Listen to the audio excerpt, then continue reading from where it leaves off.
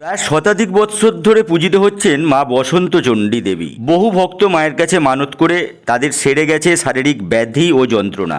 প্রত্যেক বছর বার্ষিকী পূজা শুরু হয় 11ই মাঘ, শেষ হয় 18ই মাঘ। বার্ষিকী পূজা উপলক্ষে নরনারায়ণ সেবা শুরু হয় 29শে পৌষ অর্থাৎ মকর সংক্রান্তির দিন থেকে চলে 22শে মাঘ পর্যন্ত।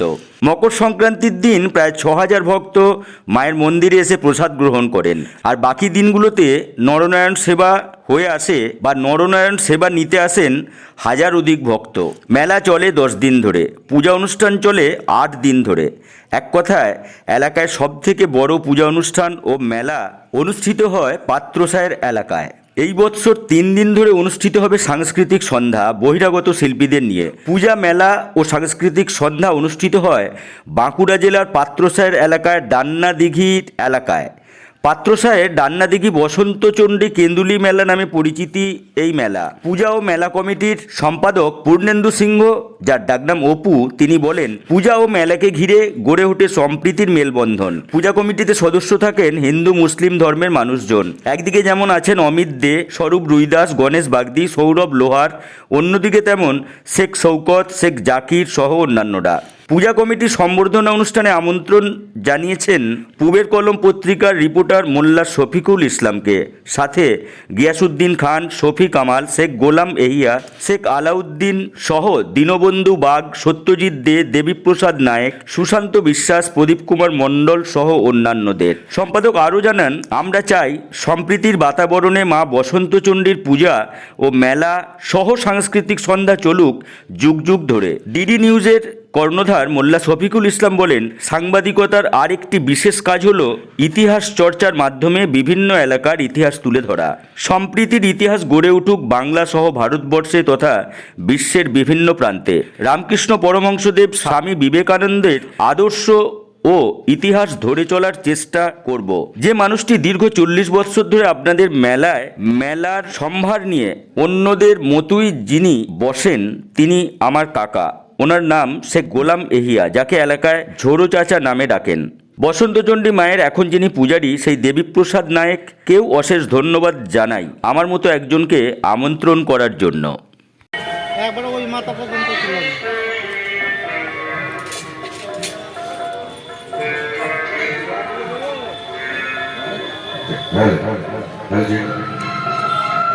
কিশোর কুমার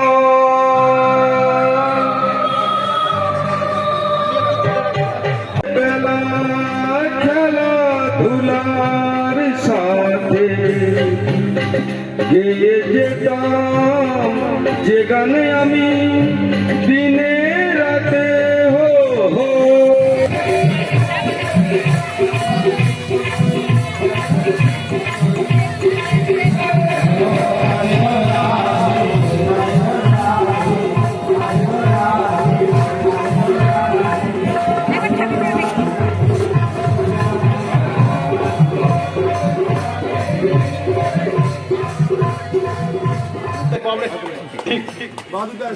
একটু জোরে হাততালি হবে জোরে রাখার জন্য। 40টা বছর কম ব্যাপার নয়, একটা 40টা বছর মানে 4টে যুগ।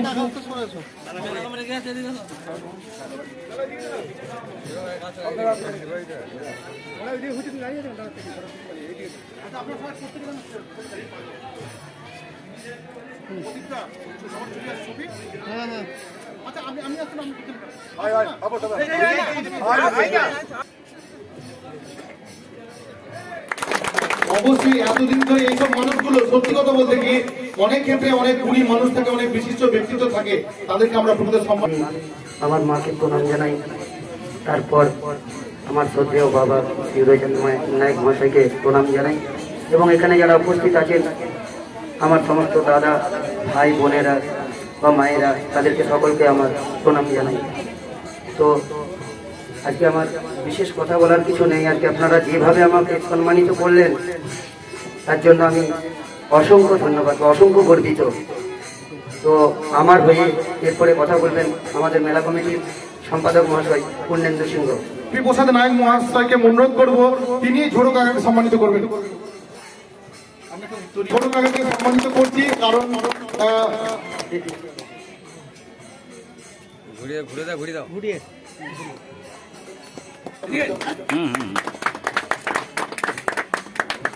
আমরা শেয়ারা বাজারে বিভিন্ন ক্ষেত্রে অনুষ্ঠান করি। আমরা এরপর যার আমন্ত্রণে এসেছি আমার অত্যন্ত প্রিয় ঝোড়ো কাকড়া, আমরা এই মধ্যে সম্মানিত করছি। হারাধন বিশিষ্ট সমাজসেবী গিয়াসুদ্দিন খান, আমি সুমন কর্মকে এই মঞ্চে। আমরা প্রত্যেক কথা আছে যে মানুষ যখন কথা বলে তখন কিন্তু বোঝা যায়, মানুষ যখন চুপ করে থাকে বোঝা যায় না, কিন্তু যখন কথা বলে বুঝতে পারা যায় তার জ্ঞানের গভীরতা, তার প্রসারতা। অসংখ্য ধন্যবাদ। সবচেয়ে বড় জিনিস উনি যোগ্য একজন লিডার, এই জন্য বলছি তিনি তার কর্মীদেরকে আরো যারা সদস্য আছে তাদের নাম উচ্চারণ করলেন, কারণ আমাদের পক্ষে সম্ভব নয় 61 জন বা 100 জনকে এই মঞ্চে সম্মানিত করা।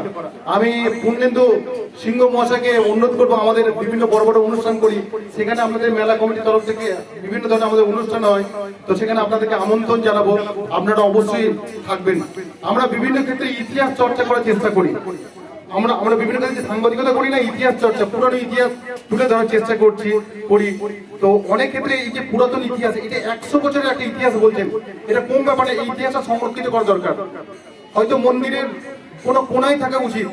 আমরা সূর্য মন্দিরের ইতিহাস কি করে জানলাম, আমরা বিভিন্ন ধরনের ইতিহাস কি করে জানলাম, সেখানে লিপিবদ্ধ করা আছে।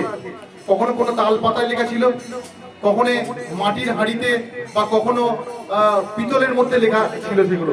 তো সেগুলো আপনারা কিন্তু আপনাদের এই কাহিনীটা লিপিবদ্ধ করার চেষ্টা করবেন।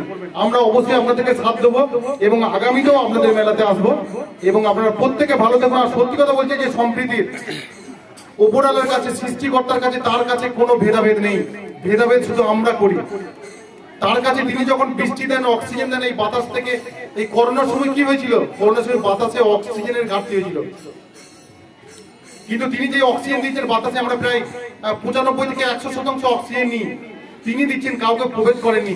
তার কাছে পশু পক্ষী জন্তু জানোয়ার মানুষ কোনো কিছু তার কাছে ভেদাভেদ নেই। তো আমরা সেই মহান বার্তা নিয়ে আমরা রামকৃষ্ণদেব, স্বামী বিবেকানন্দের আদর্শ অনুসরণ করে চলবো, যে তাদের যে বার্তা, তাদের যে চিন্তা ভাবনা, সেই চিন্তা ভাবনায় আমরা রাজ্য প্রতিফলিত করব। আমি শুধু এইটুকু বলে মেলা কমিটির সভাপতি, সম্পাদক এবং পূজারী এবং আমার কাকা, ছোট কাকা, যার ডাকে আমরা এসেছি, যিনি আজ 40টা বছর এই মেলাটাকে নিজের মেলা মনে করেছেন, এবং আপনারা যারা সামনে এই কথাগুলো শুনলেন তাদের প্রত্যেকের প্রতি আমি অন্তরস্থল থেকে কৃতজ্ঞতা জানাচ্ছি। আমার সঙ্গে সাংবাদিক শফিক কামাল, প্রদীপ মণ্ডল, সুশান্ত বিশ্বাস এবং আমার সঙ্গে গিয়াসুদ্দিন এসছে, এবং জোড়ো কাকা এসেছেন, এবং প্রত্যেকের প্রতি শুভেচ্ছা এবং আন্তরিক ভালোবাসা জানিয়ে এই মেলা কমিটি এবং এই পার্শ্ববর্তী এলাকায় যারা এই মেলাটাকে আপন করে নিয়েছেন, এই মন্দিরটাকে আপন করেছেন, তাদের প্রতি অনেক শুভেচ্ছা জানিয়ে আজকের মতো এইখানে এই প্রোগ্রাম আমি শেষ করছি। অসংখ্য ধন্যবাদ আপনাদের। কেন্দ্রীয় মেলার আমি পরিচিত। আমাদের শ্রী শ্রী মা বসন্তচন্ডী মা, যার বাৎসরিক উৎসবকে কেন্দ্র করে এই মেলাটি অনুষ্ঠিত হয়। মেলা একটু জোরে বলুন, একটু জোরে। 11ই মাঘ শুরু হয়েছে, ইংরাজির 26শে জানুয়ারি। মেলা চলবে আগামী 4 ফেব্রুয়ারি, বাংলার 20শে মাঘ। আমাদের এই মেলাকে কেন্দ্র করে এলাকাবাসী, পার্শ্ববর্তী এলাকার অজস্র মানুষ, বিপুল মানুষের সমাগম। মেলা অনুষ্ঠানে সবাই হিন্দু, মুসলিম, জাতি, ধর্ম, বর্ণ নির্বিশেষে সকলকে আমরা এই মেলা কমিটির পক্ষ থেকে সম্মান জানাচ্ছি এবং সবাইকে আহ্বান জানাচ্ছি তারা যেন আমাদের মেলায় এসে আমাদেরকে সহযোগিতার হাত বাড়িয়ে দেন, এবং মেলার আনন্দ অনুষ্ঠান তারাও যেন আমাদের সঙ্গে সহযোগী হয়ে কাঁধে কাঁধ মিলিয়ে কাজ করতে পারে। কি কি অনুষ্ঠান থাকে এই কদিন মেলায়? আমাদের মকর সংক্রান্তির দিন থেকে নরনারায়ণ সেবা, সেটি শুরু হয়েছে গত মকর সংক্রান্তির দিন থেকে, যেদিন 6,000-এরও অধিক মানুষ এখানে প্রসাদ ভোগ খেয়েছেন।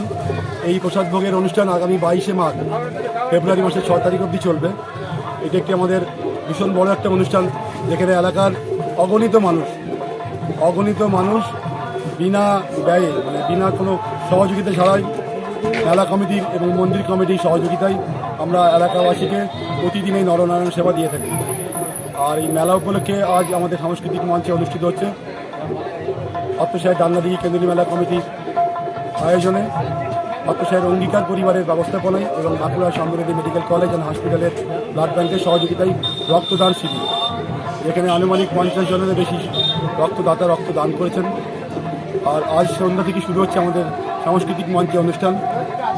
আজ 14ই মাঘ ইংরাজি 29 জানুয়ারি আসছেন স্টার জলসা সুপার সিঙ্গার খ্যাত শিল্পী এবং জি বাংলা হিন্দি যিনি চ্যানেল ওখানেও গান করছেন ধনঞ্জয় ধীবর, আমাদের বাঁকুড়ার গর্ব, বাঁকুড়ার ছেলে। আগামীকাল 15ই মাঘ 30শে জানুয়ারি আসছেন জি বাংলা সারেগামা খ্যাত নদিয়া জেলা থেকে আসছেন লহরী নন্দী, বিশিষ্ট সঙ্গীত শিল্পী।